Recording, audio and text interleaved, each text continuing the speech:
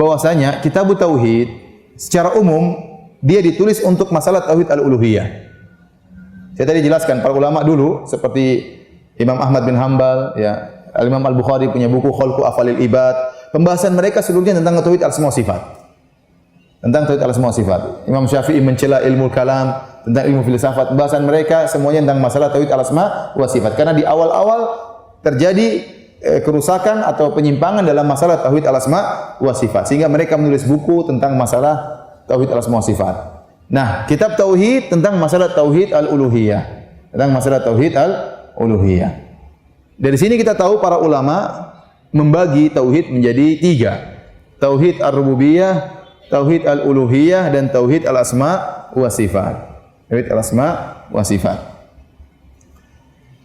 Dan banyak orang-orang tidak suka pembagian ini. Ya. Mereka mengatakan, kenapa itu orang-orang salafi membagi tauhid menjadi 3, rububiyah, uluhiyah, asma wa sifat, ya. Kita katakan bagian ini hanya sekedar untuk memudahkan memahami. Tidak harus bagi 3, bagi 2 juga boleh, bagi 4 juga boleh, bagi 10 juga boleh, terserah. Yang penting pemahamannya benar. Pemahamannya apa? Benar. Ya.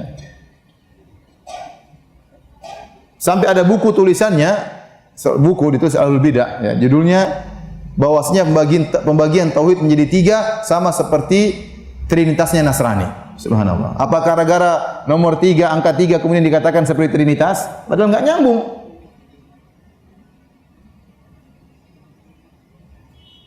Padahal kita dapati Ahlul Bid'ah juga membagi tauhid menjadi 3. Orang-orang sufi membagi tauhid menjadi 3. Mereka mengatakan tauhid ada 3. Pertama, tauhid al-ammah, tauhidnya orang umum. Tauhid yang kedua, tauhidul khassah, tauhidnya orang-orang khusus. Yang ketiga, tauhid khassatil khassah, tauhidnya orang-orang super khusus. 3 juga sama. Kemudian orang Asy'ariyah juga membagi tauhid menjadi 3. Ya. Kata mereka tauhiduz zat, tauhidul af'al, tauhidus sifat. Sama 3, dalam hukum mereka juga ada. Sama 3. Jadi apakah semua yang terbagi menjadi 3 kemudian sama dengan trinitas? Jawabannya tidak. Tidak ada hubungannya. Ya. Trinitas hakikatnya lain, ini hakikatnya lain. Kenapa mau disamakan? Dan saya katakan tidak harus bagi 3. Bagi 4 juga enggak jadi masalah. Ya. Bagi 5 juga jadi masalah. Yang penting kontennya benar. Yang penting kontennya benar. Baik, hadirin hadirat yang dirahmati Allah Subhanahu wa taala, ya.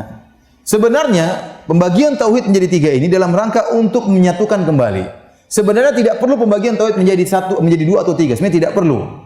Kenapa terjadi pembagian? Karena ada kesalahpahaman tentang pemahaman tauhid. Orang salah paham tentang tauhid, maka perlu dibagi dalam rangka untuk diperbaiki.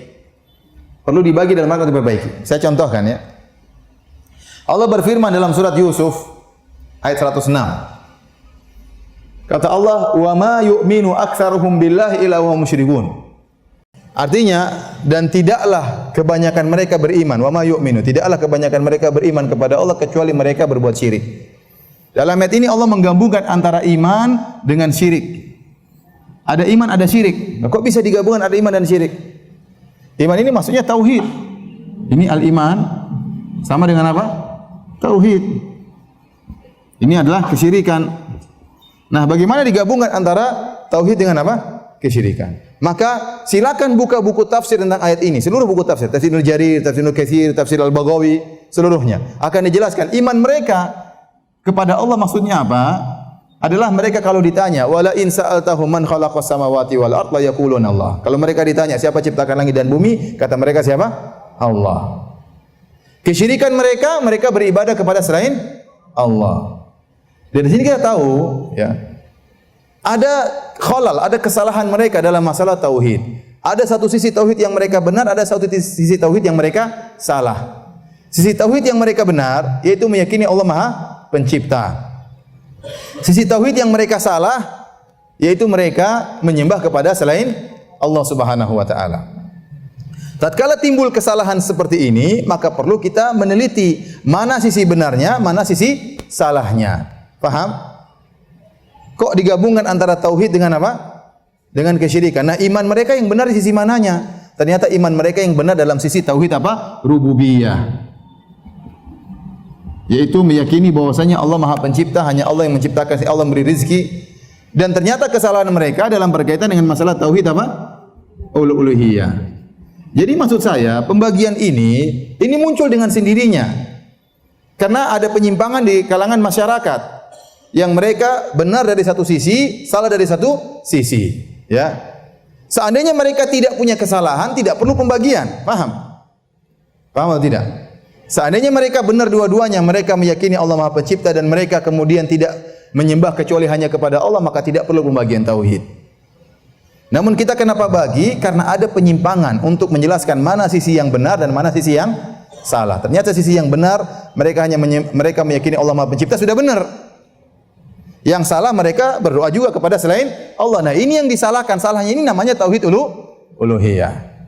Kemudian kenapa kita perlu lagi masalah tauhid asma sifat? Karena banyak penyimpangan dalam tauhid asma sifat. Orang-orang meyakini Allah tidak punya sifat, orang-orang mengatakan Al-Qur'an itu makhluk, maka perlu dibahas untuk dalam rangka untuk pembenaran. Jadi pembagian ini bukan tujuan utama, ini hanya sekedar sarana untuk belajar. Bisa dipahami? Antum tidak bagi, kok enggak jadi masalah. Enggak jadi masalah, enggak usah dibagi. Yang penting ente bilang, kamu enggak boleh nyembah kepada selain Allah, enggak boleh berdoa kepada selain Allah, enggak boleh minta kepada penghuni kubur. Berarti tauhidmu enggak beres. Kok tauhid saya tidak beres? Ya itu tidak beres. Saya kan meyakini Allah Pencipta. Yang itu beres, yang ini enggak beres. Paham? Apa saya juga musyrik? Iya, kau musyrik. Oh, dalam kau meyakini Allah Maha Pencipta, kau tidak musyrik. Dalam hal ini kau musyrik.